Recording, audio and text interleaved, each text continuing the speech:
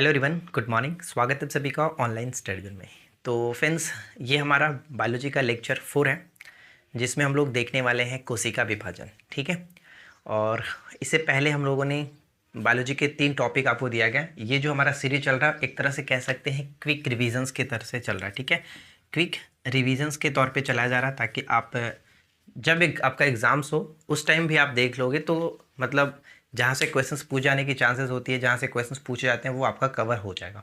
Right, तो इस series का चलाने का मेन पर्पस यही है कि आप बायोलॉजी को लास्ट टाइम पे क्विक रिविजन्स कर पाओ वीडियो के थ्रू। ठीक है, वैसे आपको पूरा अगर हम अंदर बाई अंदर अगर बात करने लगे तो फिर बहुत ज़्यादा लंबा होता है, तो वो फिलहाल हमें नहीं करना, क्योंकि अब हमें स्मार्ट वर्क करने की ज़रूरत है और कम समय में ज़्यादा चीज़ों को गेन करना है। पढ़ते तो बहुत पहले से आ रहे हैं, लेकिन हमें वही चीज़ें पढ़ने की कोशिश करिए अब, ताकि जो एग्ज़ाम्स में काम चल जाए। ठीक है, तो अगर आपने पहले के बाकी के 3 लेक्चर को नहीं देखा है तो ज़रूर चेकआउट कर लीजिएगा, प्लेलिस्ट बना हुआ है, वहाँ पे सारी चीज़ें आपको मिल जाएगी। फिलहाल आज के इस वीडियो में हम लोग बात करेंगे कोशिका विभाजन। इससे पहले वाले जो लेक्चर 3 था उसमें हमने देखा था कोशिका और कोशिका की संरचना से संबंधित जो भी पॉइंट्स होते हैं वो हमने देखा था। और आज हम इस वीडियो में कोशिका विभाजन से संबंधित बात करने वाले हैं। मेनली हम जानते हैं कोशिका का 3 विभाजन होता है, जो कि यहाँ पे आप देख सकते हैं, और यहीं से 3 क्वेश्चंस पूछ जाते हैं। लेकिन ये आपका एक स्लाइड हुआ, इसके नेक्स्ट स्लाइड में और भी हम चीज़ों को देखने वाले हैं। फिलहाल आप इतना समझिए कि ये क्या है। ठीक है, देखिए कोशिका विभाजन, सर्वप्रथम इसकी जानकारी जो दी गई थी 1855 में, कोशिका विभाजन की जानकारी 1855 में विरचाऊ ने दिया था। यहाँ से पहला प्रश्न आपका यही बन जाता है कि कोशिका विभाजन को सर्वप्रथम किसने समझाया, किसने जो कि देखा या फिर किसने जानकारी दी थी, तो 1855 में विरचाऊ ने दिया था। ठीक है, उसके बाद यहाँ पे एक और पॉइंट्स हमने नोट डाउन किया हुआ है, जैसे देख सकते हैं कि 1908 में हर्टविग, एक नाम है हर्टविग ने कोशिका विभाजन के लिए कर्ण प्लाज्म सिद्धांत का प्रतिपादन किया। तो हो सकता है ये पहली बार आप नया सुन रहे हो ये सिद्धांत, यानी कि कर्ण प्लाज्म सिद्धांत किसने प्रतिपादित किया था, ये प्रश्न डायरेक्ट पूछा जा सकता है। तो यहाँ पे आप नाम याद रखेंगे हर्टविग ने। ठीक है, हर्टविग ने कोशिका विभाजन के लिए कर्ण प्लाज्म सिद्धांत का प्रतिपादन किया था। या फिर इस तरह से भी क्वेश्चन पूछा सकता है कि कर्ण प्लाज्म सिद्धांत का संबंध किससे है, तो कोशिका विभाजन से। किसने दिया था? हर्टविग ने दिया था। कब दिया था? 1908 में दिया था। तो यहाँ से 3 क्वेश्चन बन जाते हैं, तो ये चीज़ आपको याद रखना है। ठीक है, अब हम यहाँ पे बात करते हैं कोशिका विभाजन है क्या। तो ध्यान दीजिएगा, देखिए जब कोई कोशिका यानी कि सेल, आपको पता है कि सेल क्या होता है कि जीवों की सबसे सूक्ष्मतम इकाई होती है। ठीक है, तो हम यहाँ पे कहते हैं कि जब कोई कोशिका 2 या फिर अधिक कोशिकाओं में टूटता है, उसी को कोशिका विभाजन कहते हैं। विभाजन का मतलब ही होता है टूटना, बंटना। ठीक है, तो ये तो आपको समझ में आ रहा है, कोशिका विभाजन यानी कोशिकाओं का विभाजन होना, टूटना। तो बस उसी को कहते हैं कि कोशिका जब 1, 2 या फिर 2 से अधिक भागों में टूटती है, उसी को कोशिका विभाजन कहते हैं। अब हम यहाँ पे ये समझते हैं कि जिस कोशिका का विभाजन होता है, मान लीजिए कि कोई कोशिका है। ठीक है, एक कोशिका है। अब ये क्या होता है कि इसका टूट करके ये 2 भागों में टूटता है। ठीक है, 2 भागों में टूट गया। तो हम इस चीज़ को क्या समझेंगे कि जिस कोशिका का विभाजन होता है उसे हम लोग मदर सेल कहते हैं। यानी इस कोशिका को हम लोग क्या कहेंगे, ये मदर सेल हुआ। और जिस भाग में टूटता है, यानी कि कहते हैं जिस विभाजन के बाद बनने वाली नई कोशिका को हम लोग डॉटर सेल के नाम से जानते हैं। ये चीज़ आप याद रखेंगे। ठीक है, यानी कि इसका जन्म, डॉटर सेल का जन्म किससे, डॉटर का जन्म मदर से ही होता है ना। तो यहाँ पे हम समझेंगे कि ये जो हमारा पहला वाला चीज़ है, जो विभाजन से पहले है, उसको हम लोग मदर सेल, और विभाजन के बाद जब 2 भागों में टूटा तो उसको हम लोग कहते हैं डॉटर सेल। ठीक है, तो ये चीज़ समझिएगा। इसके बाद हम यहाँ पे बात करते हैं इसके विभाजन। तो ऐसे भी पूछा जाता है कि कोशिका का विभाजन कितने प्रकार से होता है, तो कोशिका का विभाजन 3 प्रकार से होता है। तो वो भाई 3 प्रकार कौन कौन से, तो यहाँ पे देखिए असूत्री विभाजन, समसूत्री विभाजन और अर्धसूत्री विभाजन, जिसको इंग्लिश में एमिटोसिस, माइटोसिस और मायोसिस के नाम से जाना जाता है। अब इन्हीं के बारे में हम लोग एक एक करके देखने वाले हैं। यहाँ बढ़ने से पहले आप यहाँ पे एक नोट जो कि लिखा गया, इसको समझ लीजिए कि जंतुओं में कोशिका विभाजन जो होता है वो सेंट्रोसोम करता है। जंतुओं में जो कोशिका विभाजन होता है वो सेंट्रोसोम करता है, जबकि पादपों में सेल प्लेट के द्वारा होता है। सेल प्लेट के द्वारा होता है। तो ये 2 पॉइंट्स आपको डायरेक्ट एग्जाम्स में पूछा जा सकता है, कंफ्यूज कर सकता है। तो इसको आप समझ लीजिएगा कि जंतुओं में किसके द्वारा होता है, सेंट्रोसोम के द्वारा होता है, जबकि पादपों में सेल प्लेट के द्वारा होता है। तो ये दो चीज़ आपको वहाँ से ध्यान रखना है। इसके बाद हम यहाँ पे देखते हैं अब पहला पॉइंट्स, जो कि असूत्री विभाजन, जिसको हम लोग एमिटोसिस के नाम से जानते हैं।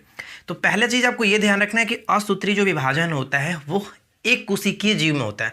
और एक कोशिकीय जीव किसके अंतर्गत आते हैं? प्रोकैरियोटिक के अंतर्गत आते हैं। यहाँ पे मैंने लिखा है कि यानी एक कोशिकीय जीव में होता है, और एक कोशिकीय जीव को हम लोग प्रोकैरियोटिक जीव में रखते हैं। एक कोशिकीय जीव के अंतर्गत आता क्या क्या है? तो सबसे पहला अमीबा, जीवाणु, नील हरित शैवाल, विषाणु, सूक्ष्मजीव, ईस्ट, ये सभी के सभी एक कोशिकीय जीव के अंतर्गत आते हैं। यानी पहला जो पॉइंट्स आपका हुआ एकदम वीवीआई पॉइंट्स हुआ। डायरेक्ट आपसे ये पूछा जाएगा, बताइए कि अमीबा में किस प्रकार का विभाजन होता है? तो अमीबा में किस प्रकार का विभाजन कहेंगे हम लोग? असूत्री विभाजन, क्योंकि जितने भी एक कोशिकीय जीव होंगे उनका विभाजन किसके अंतर्गत होगा? असूत्री विभाजन के अंतर्गत, एमिटोसिस के अंतर्गत। ठीक है, या फिर डायरेक्ट इस तरह से पूछा सकता है कि प्रोकैरियोटिक जो कोशिकाएं होती है उनका विभाजन किस तरह से होता है? तो उनका विभाजन भी असूत्री विभाजन के रूप में ही होता है। इसके अंतर्गत आपने देख लिया क्या क्या चीज़ें आती हैं। अब हम बात करते हैं समसूत्री विभाजन। समसूत्री विभाजन बहुत अच्छे तरीके से आपको समझना होगा, क्योंकि ज़्यादातर जो क्वेश्चंस पूछे जाते हैं वो आपका माइटोसिस से ही है। चलिए इसके बारे में बात करते हैं। यह विभाजन कायिक कोशिकाओं में होता है। अब ये कायिक कोशिका क्या होता है भाई, इसको समझना होगा। तो कायिक कोशिका में ये कहते हैं जो जनन कोशिका, तो समझ में आ रहा है ना कि जनन कोशिका के अतिरिक्त जितने भी शेष कोशिकाएं होती हैं उनमें ये समसूत्री विभाजन होता है।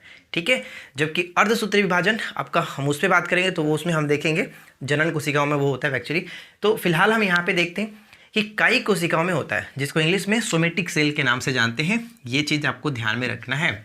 ठीक है, डायरेक्ट आपसे पूछा जाएगा कि कायिक कोशिकाओं में किस प्रकार का विभाजन होता है? तो कायिक कोशिकाओं में ध्यान रहेगा समसूत्री विभाजन होता है।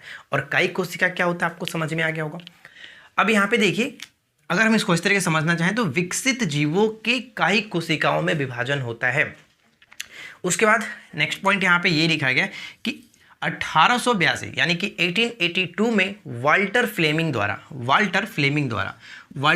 द्वारा इस कोशिका विभाजन को समसूत्री विभाजन नाम दिया गया था। तो अगर पूछे कि समसूत्री विभाजन किसने नाम दिया था, तो वाल्टर ने दिया था। 1882 में वाल्टर ने दिया था। इसमें एक मदर सेल टूटकर दो डॉटर सेल में, ठीक है, दो डॉटर सेल का निर्माण करते हैं, यानी इस तरह से समझ सकते हैं। ठीक है, तो ये चीज क्लियर है। अब इसके अंतर्गत और भी बहुत सारी चीज़ें आती हैं जिसके बारे में हम लोग, जैसे कि मेटाफेज जो होता है इस तरह से, तो ये सारी चीज़ें हम लोग इस वीडियो में हम लोग आगे डिस्कस करने वाले हैं। तो चलिए हम लोग नेक्स्ट स्लाइड की तरफ बढ़ते हैं। तो फ्रेंड्स, अब बात करते हैं हम लोग समसूत्री विभाजन के कुछ और जो अन्य पॉइंट्स हैं, जैसे कि यहाँ से क्वेश्चंस पूछे जाते हैं, इसके कितनी अवस्थाएं हैं उसके बारे में, जो कि यही सबसे इंपॉर्टेंट भी है। देखिए, समसूत्री विभाजन कितनी अवस्थाओं में होता है? 5 अवस्थाओं में होता है। ये पहली चीज़ आपको नोट डाउन कर लेना है। यानी कि जो कोशिकाओं का विभाजन होता है वो 3 पार्ट में होता है, और उसके बाद जब समसूत्री की बात करते हैं तो वो 5 अवस्थाओं में होता है। सबसे पहली अवस्था होती है इसमें इंटरफेज, और ये सबसे बड़ी अवस्था भी मानी जाती है। और इसके अंतर्गत क्या होता है कि डीएनए का निर्माण होता है, और साथ ही साथ क्रोमोसोम इसमें अलग होता है। क्रोमोसोम मतलब गुणसूत्र। ठीक है, तो ये चीज़ ध्यान रखिए कि इंटरफेज पहली अवस्था हुई, सबसे बड़ी अवस्था है, और इसमें डीएनए का निर्माण होता है और क्रोमोसोम अलग होता है। इसके बाद हम सेकंड पॉइंट की तरफ बढ़ते हैं, तो इसमें देखते हैं प्रोफेज। इंटरफेज के बाद हम बात करते हैं तो प्रोफेज।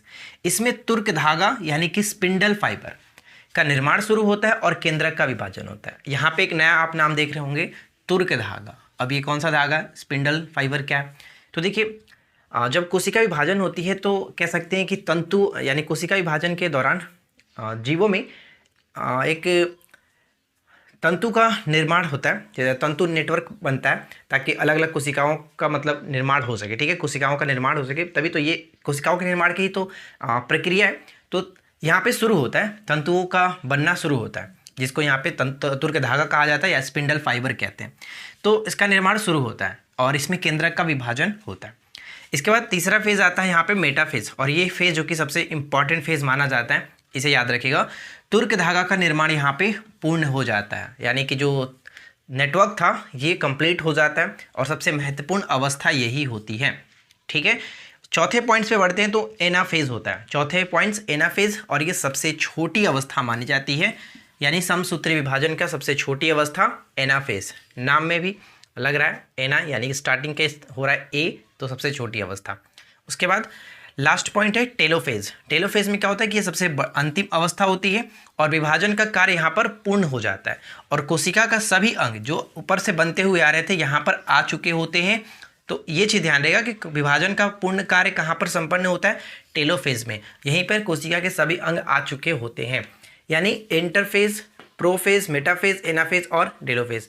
तो इसको बस सिंपल तरीके से आप याद रखिए इस तरह से, इंटरफेज, प्रोफेज, मेटाफेज, एनाफेज और टेलोफेज। ठीक है, आईपी मैट, आईपी मैट। ठीक है, आईपी मैट करके स्टार्टिंग से ये फेज आपका है, ये चीज़ ध्यान रखिएगा।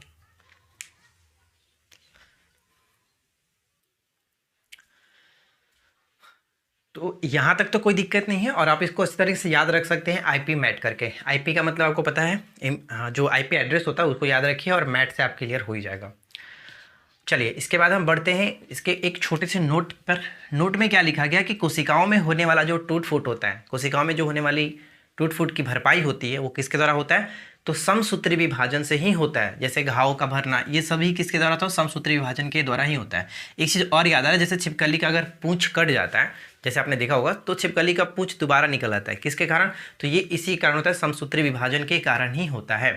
तो इसके बस आपको अवस्थाएं याद रखनी है, इसके क्रम क्या है, क्योंकि अक्सर जो प्रश्न देखने को मिलता है समसूत्री विभाजन से, तो इनके अवस्थाओं को सजाने को मिलता है। आईपी मैट याद रखेंगे तो आप इनके चीज़ों को सजा पाएंगे। जो कि इंटरफेज हो गया, जिसको विरामा अवस्था कहा जाता है, ये हो गया। उसके बाद हमारा आता है प्रोफेज, मेटाफेज, एनाफेज और लास्ट में टेलोफेज। ठीक है, तो ये आप क्रम याद रखिएगा। इसके बाद बात करते हैं थर्ड पॉइंट, जिसमें हम देखते हैं अर्धसूत्री विभाजन। अर्धसूत्री विभाजन जिसका नाम दिया गया था मायोसिस। ये मायोसिस जो नाम दिया गया था किसके द्वारा दिया गया था, यहाँ पे ध्यान देंगे, जिसकी खोज, जैसे अर्धसूत्री विभाजन की खोज तो बीजमैन ने की थी, लेकिन इसका विस्तृत अध्ययन स्ट्रासबर्गर ने किया था। ये प्रश्न आपको पूछा गया, ये चीज़ ध्यान रखिएगा कि इसकी खोज किसने की थी, बीजमैन ने की थी, लेकिन इसका जो विस्तृत अध्ययन है वो स्ट्रासबर्गर ने 1888 में किया था। लेकिन इसका नाम जो है, इसका नाम बाद में दिया गया था 1905 में मायोसिस, किसके द्वारा, तो फार्मर तथा मोरे नामक जो वैज्ञानिक थे, इन्होंने 1905 में इसका नाम अर्धसूत्री विभाजन या फिर मायोसिस रखा था। अब यहाँ पे एक चीज़ ध्यान रहेगा कि ये जो विभाजन होता है सिर्फ और सिर्फ जनन कोशिकाओं में होता है। जैसे हमने समसूत्री जो विभाजन देखा था वो किस में होता था, समसूत्री विभाजन कायी कोशिकाओं में होता था। कायी कोशिका मतलब जो जनन कोशिकाओं से अतिरिक्त जो कोशिकाएं होती है उसमें। लेकिन यहाँ पे अर्धसूत्री विभाजन में कंडीशन यही है कि ये सिर्फ और सिर्फ जनन कोशिकाओं में होता है, यानी सेक्स सेल में ही होता है, ये ध्यान रखिएगा। और ये सबसे ज़्यादा प्रश्न पूछा जाता है कि अर्धसूत्री विभाजन में गुणसूत्रों की संख्या कितनी होती है। अर्धसूत्री विभाजन में गुणसूत्रों की संख्या जो घट करके आधी हो जाती है, ये ध्यान रहेगा, आधी हो जाती है। जैसे कहने का मतलब ये जैसे 46 हमारे अंदर होता है गुणसूत्र, तो ये घट करके कितना हो जाएगा, आधी, यानी कि 23 हो जाएगा। ठीक है, 23 हो जाता है। ये बहुत इंपॉर्टेंट पॉइंट्स हैं, तो इसको एकदम आप नोट कर लीजिएगा। और इसमें क्या होता है कि एक मदर सेल जो होता है, जैसे हमने बताया था कि जो कोशिका टूटती है उसको मदर सेल कहा जाता है, जिसमें वो नई कोशिका बनती है उसको डॉटर सेल कहा जाता है। तो मदर सेल क्या होता है कि इसमें 4 डॉटर सेल में बट जाती है। ठीक है, इसमें एक मदर सेल 4 डॉटर सेल में बट जाती है, ये ध्यान रखिएगा। और इसका एक अन्य नाम भी होता है जिसको हम लोग न्यूनकारी विभाजन के नाम से भी जानते हैं, न्यूनकारी विभाजन के नाम से भी जाना जाता है। ठीक है, तो देखिए कोशिका विभाजन से संबंधित जो भी पॉइंट्स हमें जानने चाहिए थे लगभग, वो हमने इस वीडियो के थ्रू देख लिया।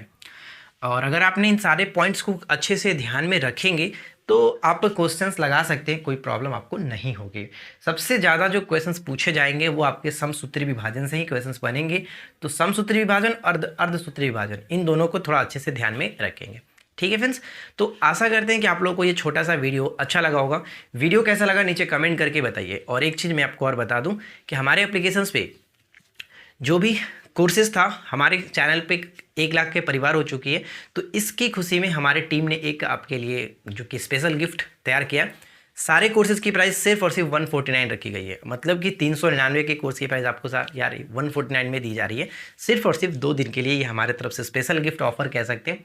तो आप जाकर के हमारे एप्लीकेशंस पे अपने पसंद की, अपने ज़रूरत के हिसाब से कोर्सेज को ज्वाइन कर सकते हैं, सिर्फ और सिर्फ 149 के साथ। ठीक है, सारी कोर्सेज आपको 149 में मिल जाएगी।